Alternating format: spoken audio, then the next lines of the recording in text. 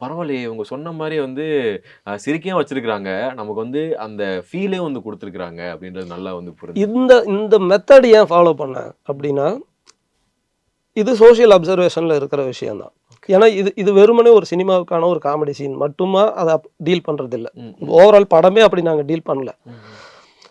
நம்ம வாழ்க்கைக்கு இருக்கக்கூடிய நெறைய டைமென்ஷன்ஸ் இருக்கு இல்லையா? பணம் நம்மள என்ன செய்யுது? ம், ம். இந்த மாதிரியான பெர்செப்ஷன் உள்ள வச்சு தான் இந்த படத்த ரைட் பண்ணியிருக்கோம்.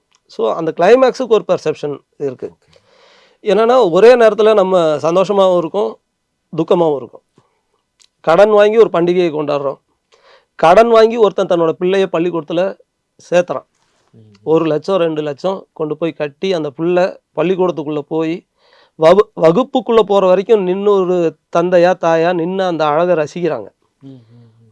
அப்படி பார்த்துட்டு அந்த குழந்தை பள்ளிக்கூடத்துக்குள்ள அப்படி வகுப்புக்குள்ள போனோனே இப்படி திரும்புவாங்க பாருங்க. திரும்புனோனே ரூ. 2,00,000 கடன் வாங்கியிருக்குமே என்ன செய்றதுன்னு